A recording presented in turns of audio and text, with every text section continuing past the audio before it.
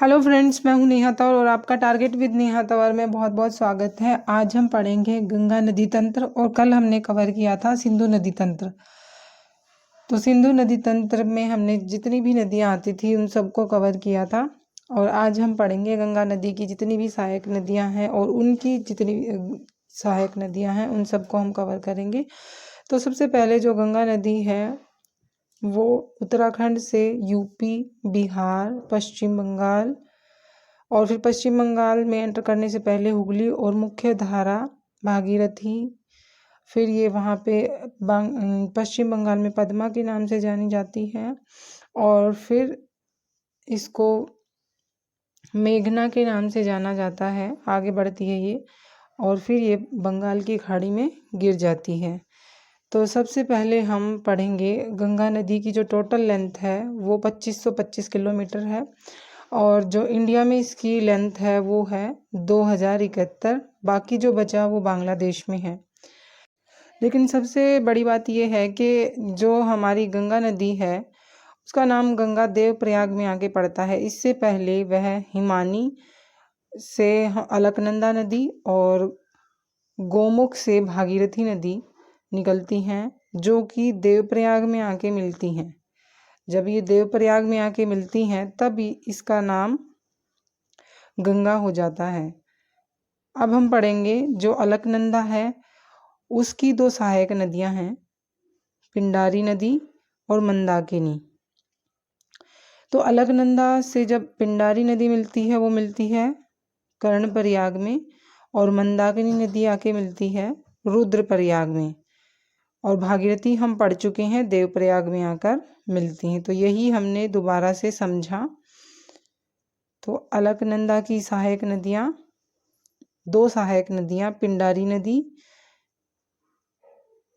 जो कि कर्णप्रयाग में मिलती है, मंदाकिनी नदी जो कि रुद्रप्रयाग में मिलती है।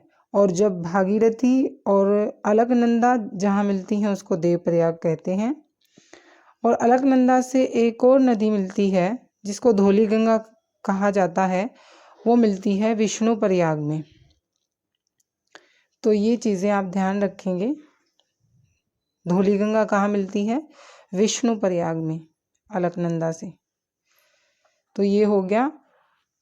अब हमें क्लियर हो गया कि गंगा नदी कैसे दो नदियों से आके जब देवप्रयाग में मिलती हैं तो गंगा का नाम गंगा नदी पड़ता है। तो हमने जाना किस तरह से मंदाकिनी और पिंडारी नदी आकर कौन कौन से स्थान कर्णप्रयाग और रुद्रप्रयाग में आके मिलती हैं और धौली गंगा विष्णुप्रयाग में आके मिलती है। भागीरथी और अलकनंदा मिलती हैं देवप्रयाग में। तो अब हमें पता चल गया गंगा नदी का उद्गम स्थल जो कि देवप्रयाग है। अब आते हैं, दो मंदिर भी हैं जो कि केदारनाथ मंदिर है वो मंदाकिनी नदी के तट पर स्थित है, बहुत इंपॉर्टेंट क्वेश्चन है ये। और बद्रीनाथ मंदिर है अलकनंदा नदी के तट पर। तो ये दोनों क्वेश्चन आप ध्यान रख लेंगे।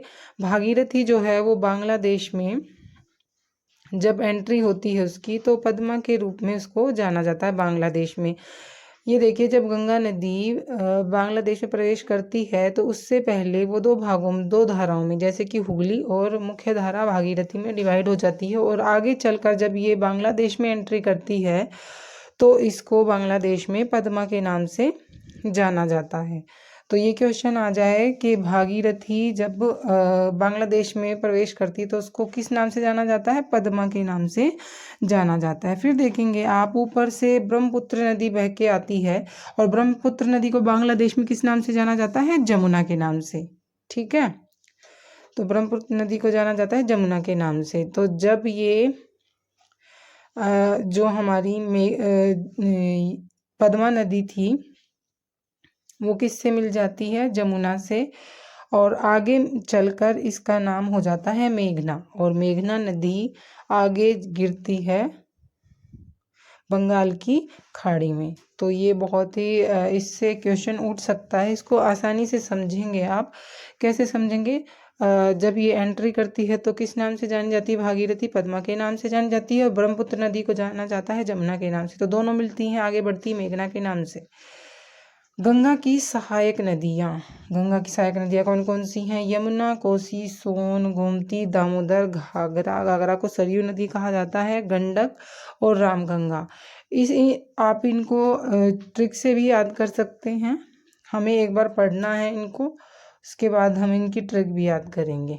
यमुना नदी गंगा की सबसे बड़ी सहायक नदी है और इसका उद्गम स्थल है उत्तराखंड के बंदरपूछ पहाड़ी से यमुनोत्री जिसको हम बोलते हैं, तो वहाँ से उत्तराखंड से ये हरियाणा से दिल्ली से ये यूपी में आकर यूपी के जो प्रयागराज जो इलाहाबाद में है वहाँ पे आके ये गंगा में मिलती है। तो इसकी जो ये है सबसे बड़ी सहायक नदी है गंगा नदी की, कौन सी? यमुना। और इसका प्राचीन नाम क्या है?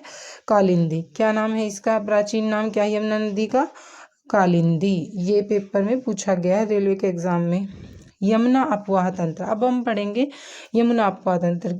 क्योंकि यमुना नदी लंबी नदी है तो इसकी भी अपनी अनेक सहायक नदियां हैं, तो उनको हम पढ़ेंगे। सबसे पहले चंबल, बेतवा, केन नदी। चंबल नदी का उद्गम स्थल कहाँ से है, बेतवा का कहाँ से है और केन नदी का, ये सब हम आगे पढ़ेंगे। तो सबसे पहले देखिए चंबल नदी जो है वो मध्य प्रदेश के इंदौर के मोहू स्थान फिर से जहाँ पे जाना पाव पर्वत है वहाँ से ये निकलती है और राजस्थान होती हुई यूपी के इटावा में यमुना में मिल जाती है। तो चंबल नदी कहाँ से निकलती? इंदौर से निकलती है और राजस्थान होते हुए यूपी के इटावा में यमुना नदी में मिल जाती है। आगे है बेतवा नदी मध्य प्रदेश के भोपाल से और यूपी के हमीरपुर में जाके यमुना से मिल जाती है। कहाँ मिल जाती है? भोपाल से निकली हमीरपुर में मिल गई, कहाँ पे? यमुना में। सांची जो जगह है वो बेतवा नदी के तट पर है। सांची का स्तूप जो कि 3वीं ईसा पूर्व बनाया गया था। नेक्स्ट है कोसी। जो कोसी गंगा की जो सहायक नदी है वो उसका उद्गम स्थल है नेपाल में इसका उद्गम स्थल है और बिहार में आके ये मिल जाती है। कहाँ पे? गंगा नदी से। इसको बिहार का शोक कहा गया क्योंकि ये मार्ग बदलती रहती है और यहाँ पे बाढ़ आ जाती है, तो इसलिए इसको बिहार का शोक कहा गया है। कटिहार में आके गंगा नदी से मिल जाती है, बिहार के कटिहार में। कौन सी नदी? कोसी नदी।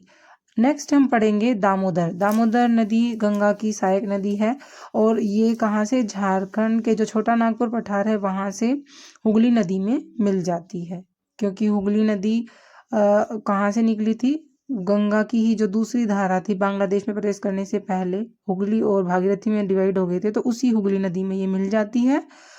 और अचानक जो बाढ़ आने के कारण इसको क्या कहा गया है? बंगाल का अभिशाप कहा गया है और प्रदूषण के कारण इसको जैविक मरुस्थल बोला गया। ये पेपर में आ चुका है, तो ध्यान रखना इस बात का। गोमती नदी यूपी के पीलीभीत से गोमताल से निकलती है और इसको फुलहर झील भी कहा जाता है। उद्गम स्थल इसका मैदान में पहली ऐसी सहायक नदी है गंगा की, गोमती नदी, जो मैदानी भाग से इसका उद्गम स्थल है। आगे है सोन नदी, तो ये मध्य प्रदेश के अमरकंटक से निकलती है और पटना में जाके गंगा नदी से मिल जाती है। सोन नदी अमरकंटक से निकली और पटना में जाके गंगा नदी से मिल गई।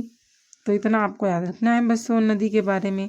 और सोन नदी और यमुना नदी के बीच में पहाड़ियाँ हैं जो कि जल विभाजन का काम करती हैं और इन पहाड़ियों का नाम क्या है? कैमूर की पहाड़ियाँ। मोस्ट इम्पोर्टेंट क्वेश्चन, यमुना नदी और सोन नदी के बीच जल विभाजन का काम कौन करती हैं? कैमूर की पहाड़ियाँ। नेक्स्ट हम पढ़ेंगे गंगा नदी के दाएं तट और बाएं तट पर कौन कौन सी नदियां हैं।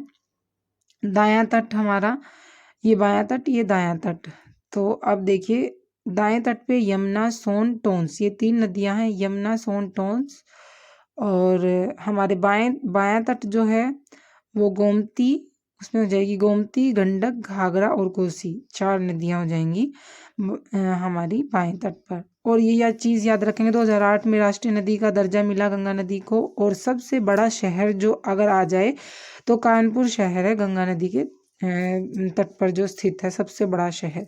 तो आई होप आपको गंगा नदी तंत्र अच्छे से समझ में आया होगा।